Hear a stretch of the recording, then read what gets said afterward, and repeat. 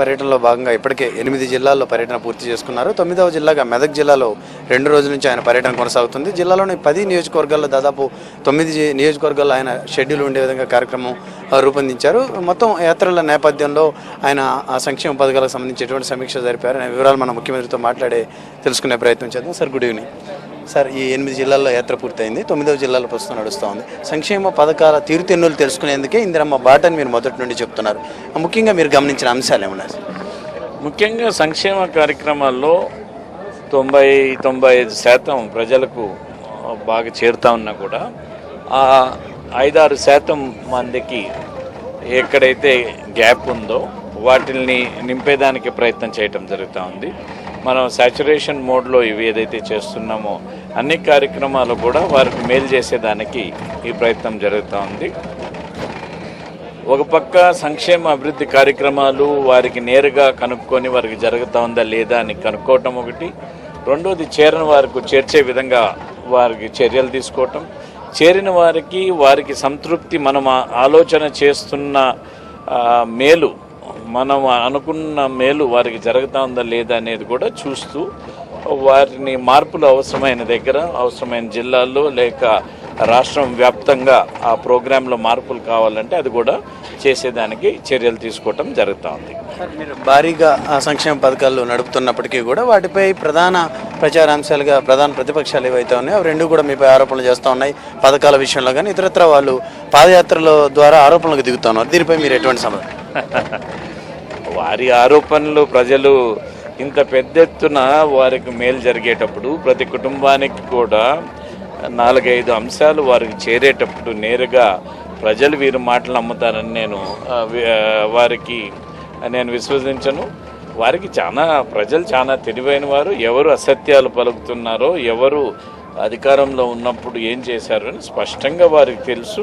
అందుకని ప్రజలకు మనం ఖచ్చితంగా అర్థం చేసుకుంటారని నాకు పూర్తి నమ్మకం ఉంది. ఇందిరమ్మ బాట ఇంత పెద్ద ఎత్తున విజయవంతంగా జరుగుతున్నది కాబట్టే వారు భయంతో వీరికి వారి పార్టీలకు ప్రజల్లో స్థానం కోల్పోతారనే ఉద్దేశంతోనే ఈ కార్యక్రమం వాళ్ళు మొదలుపెట్టారు. దీనివల్ల ఎటువంటి మార్పు ప్రజల అభిప్రాయాల్లో ఉండదని నేను భావిస్తున్నాను. ప్రధాన ప్రతిపక్ష ఇస్తున్నటువంటి హామీలు మీరు గమనించే ఉంటారు. ముఖ్యంగా రైతులకు రుణమాఫీ అంశాన్ని ఆయన పదే ప్రస్తావిస్తున్నారు. దీని సాధ్యాసాధ్యాలపై మీరు ఏమంటారు? రుణమాఫీ ఇంకా 2 సంవత్సరాలకి మహిళలకు సంబంధించి, రైతులకు సంబంధించి 70,000 కోట్ల రూపాయలకి చేరుతుంది. వారికి ఆ రోజు వాళ్ళు ప్రభుత్వంలో 9 సంవత్సరాలు ఉన్నప్పుడు వారు ఎంత ఇచ్చారు, వారు కనీసం వడ్డీ తగ్గిలేని పరిస్థితి వారు ఉన్నది. అప్పుడు 12-13% వారు వడ్డీకి మహిళలకు కానీ రైతులకు కానీ బ్యాంకుల ద్వారా చెల్లించడం జరిగింది. ఈరోజు మనం పూర్తిగా అసలు కడితే చాలు, వడ్డీ కట్టనవసరం లేదని పెద్ద ఎత్తున మనం చేయటం జరిగింది. అందుకని ఎటువంటి పరిస్థితుల్లో కూడా ప్రజలు నమ్మరనేది నాకు పూర్తిగా నమ్మకం ఉంది. రైట్, గతంలో ఎప్పుడూ లేని విధంగా రాష్ట్రానికి ఈసారి అధిష్టానం ప్రాధాన్యం ఇచ్చినట్టుగా కనపడుతోంది. దాదాపు కొత్తగా 5 మంత్రులతో కలిపి రాష్ట్రం నుంచి 10 మంది కేంద్ర మంత్రులు. దీన్ని ఏ రకంగా చూడవచ్చు? ఇది రాష్ట్రానికి మేలు జరుగుతుందని భావిస్తున్నాను. ఎక్కువ ప్రాతినిధ్యం మన రాష్ట్రానికి మనకు చాలా రోజుల నుంచి ఇస్తారని ఉన్నది. ఈరోజు సోనియా గాంధీ గారు, శ్రీ మన్మోహన్ సింగ్ గారు చేయటం చాలా సంతోషకరం. వారికి కృతజ్ఞతలు కూడా తెలియజేయటం జరుగుతూ ఉంది. ఇది ఇది రాష్ట్రానికి అన్ని విధాల మేలు జరుగుతుందని, మనం కేంద్రంలో అవసరమైన నిధులను తెచ్చుకునేదానికి ఉపయోగకరంగా ఉంటుందని నేను భావిస్తున్నాను. కేంద్రంలో రాష్ట్రానికి చెందిన వ్యక్తులు ఉండడం వల్ల, మంత్రులుగా ఉండడం వల్ల అభివృద్ధి పరంగా ఎటువంటి ముద్ర పడే అవకాశం ఉంది? ఉద్యోగ ఉపాధి అవకాశాలు కల్పించే పరిశ్రమల ఏర్పాటుకి ఎంతవరకు ఇది తోడ్పాటు? ఇది అన్ని అంశాల్లో కూడా ముఖ్యమైన శాఖలు మన రాష్ట్రానికి వచ్చాయి కాబట్టి ఖచ్చితంగా ఉపయోగకరంగా ఉంటుంది. అది పెద్ద ఎత్తున రాష్ట్ర మేలు కోసం, రాష్ట్ర ప్రజల మేలు కోసం వారు కలిసి మన రాష్ట్రంకి నిధులు తెచ్చేదానికి ఒత్తిడి తెస్తారని నాకు పూర్తి నమ్మకం ఉంది. సార్ రాష్ట్రం దాదాపు 26,000 కోట్ల రూపాయల సంక్షేమ పథకాల కోసం ఖర్చు చేస్తుంది. అయితే ఒక గ్యాస్ సబ్సిడీ విషయంలో మాత్రం అది అధిష్టానం యొక్క సూచనకు వ్యతిరేకంగా నిర్ణయం జరిగిందని ఒక అభిప్రాయం వ్యక్తం అవుతుంది. దీనిపై మీరేమంటారు? అధిష్టాన సూచన వారితో మాట్లాడే ఈ కార్యక్రమాలన్నీ చేయటం జరుగుతాం తప్ప వారికి ఇచ్చిన సూచనలకు భిన్నంగా ఏం చేయటం లేదు. సార్ దీనిపై అంటే ఏదైతే 40 లక్షల మందికి మాత్రమే సబ్సిడీ అందుతుంది అంటున్నారు, దీనిపై కొంత కాంట్రవర్సీ. ఫైనాన్షియల్ ఇవ్వన్నప్పుడు వాటిని ఫైనాన్స్తో కూడిన అంశాలను మనం చూసుకోవాల్సిన అవసరం ఉంది. అది 100 కోట్ల రూపాయలు సబ్సిడీ అయ్యేటప్పుడు మనం ఏ విధంగా ఫైనాన్సెస్ని పెంచాలో మనం చూసుకున్న తర్వాత అనౌన్స్ చేయాల్సిన అవసరం ఉంది. నేను చేసిన అంశం పూర్తిగా కేంద్ర ప్రభుత్వం అనుమతితోనే చేయటం జరిగింది. కేంద్ర నాయకత్వ అనుమతితోనే, పార్టీ నాయకత్వ అనుమతితోనే చేయటం జరిగింది. అందుకని తెలియని వారు ఏదైనా మాట్లాడచ్చు, కానీ ఖచ్చితంగా ఉన్న సంక్షేమ కార్యక్రమాలు కానీ లేకనుండి మనం ఏది కూడా తగ్గించలేని పరిస్థితి ఉన్నది మనకు. ఎందుకంటే అవన్నీ కూడా ముఖ్యమైన సంక్షేమ కార్యక్రమాలు. ఒక పక్క విద్యుత్ శక్తికి మనం అదనంగా కొనుగోలు చేసేదానికి మనకు డబ్బు అవసరం ఉంది. ఈ మాసానికే 300 కోట్ల రూపాయలు 400 మెగావాట్స్ కోసం కొనుగోలు చేస్తున్నాం. సో ఫైనాన్సెస్ని టైఅప్ చేసిన తర్వాత మనం చర్య తీసుకోవాలి తప్ప ఫైనాన్సెస్ టైఅప్ చేయకన్నా చేసేదానికి లేదు. సార్ వచ్చే 2 ఏళ్లలో జలయజ్ఞం కింద మరో 30 లక్షల ఎకరాలు అందుబాటులోకి వచ్చే అవకాశం ఉందని చెప్తున్నారు.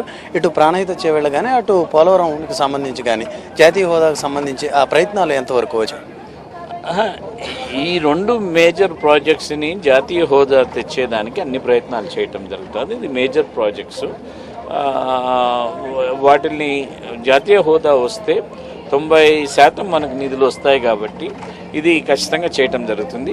ఇది ఎప్పుడు జాతీయ హోదా వస్తుందో మనకు వేరే ప్రాజెక్ట్స్ పైన ఫైనాన్షియల్ స్ట్రెయిన్ తగ్గుతుంది. మనం పూర్తిగా వాటిపైన ఒక 16,000 కోట్లు మనం పెట్టగలిగితే ఈరోజు వచ్చిన 21 లక్షల ఎకరాలు కొత్త ఆయకట్టు కానీ స్థిరీకరణకు భిన్నంగా ఇంకా అడిషన్గా ఇంకొక 30 లక్షల ఎకరాలు వచ్చేదానికి ఆస్కారం ఉంది. సార్ చిన్నగా సార్ పోలవరానికి సంబంధించి అనేక అడ్డంకులు వస్తున్నాయి. ఇప్పటివరకు టెండర్ల ప్రక్రియ కూడా పదే వాయిదా పడుతూ ఉంది. ఇది ఇప్పటివరకు ఏ లెవెల్లో ఉందని మనకు?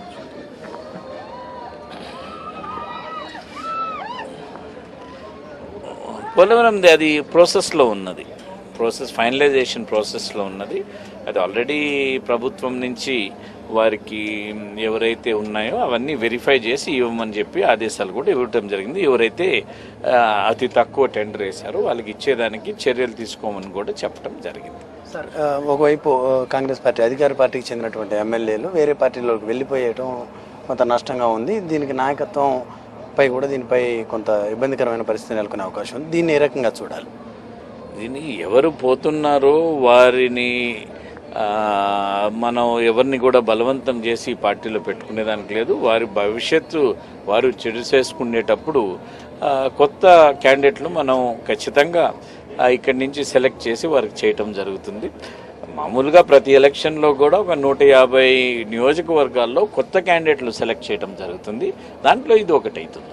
సార్ ఇప్పుడు new land policy, new sand policy, అదేవిధంగా న్యూ లిక్కర్ పాలసీ కూడా వచ్చింది. అంటే ప్రభుత్వ శాఖల్లో ఒక ప్రక్షాళన చేసే విధంగా ఈ యొక్క కొత్త పాలసీలు ఉపయోగపడతాయని మనం అనుకోవచ్చు. ఖచ్చితంగా ట్రాన్స్పరెన్సీ తెచ్చేదానికి, దాంట్లో అవినీతి తగ్గించేదానికి, పూర్తిగా ప్రజలకు మేలు చేసేదానికే ఈ కార్యక్రమాలన్నీ చేయటం జరుగుతూ ఉంది. ఒక ప్రభుత్వంలో ఉన్న అలసత్వం కానీ లేక విధానాల్లో అది ఇబ్బందులు కానీ ఒక పరిస్థితి వచ్చినప్పుడు దాన్ని పూర్తిగా ప్రజలకు మేలు జరిగేదానికి ట్రాన్స్పరెంట్గా సిస్టమ్ ఉండేదానికి ప్రయత్నం చేయడం జరుగుతుంది. సార్ గతంలో జరిగిన భూ కేటాయింపులకు సంబంధించి కొన్ని ఆరోపణలు ఉన్నాయి. దానిపై మీరు ఇప్పటికే 2-3 ఇష్యూస్లో చర్యలు కూడా తీసుకున్నారు. ఆ భూముల్ని వెనక్కి తీసుకునేందుకు ఆదేశాలు కూడా ఇవ్వడం జరిగింది. ఈ యొక్క పరంపర కొనసాగుతుందా? ఇంకా మీ దృష్టిలో ఏదైనా అటువంటి అంశాలు ఉన్నాయి? డిపార్ట్మెంట్స్ నుంచి వచ్చినవి 2-3 కాదు, చాలా వరకే క్యాన్సిల్ చేయడం జరిగింది. ఎవరైతే ఏ కారణం చేతైతే మనం ఇచ్చామో ఆ కారణానికి వారు ఉపయోగించకన్నా ఉంటే అది డిపార్ట్మెంట్ వారు రికమెండేషన్ బట్టి దాన్ని క్యాన్సిల్ చేయడం జరుగుతుంది. ఇది పెద్ద ఎత్తున ఇది కొనసాగటం జరుగుతుంది.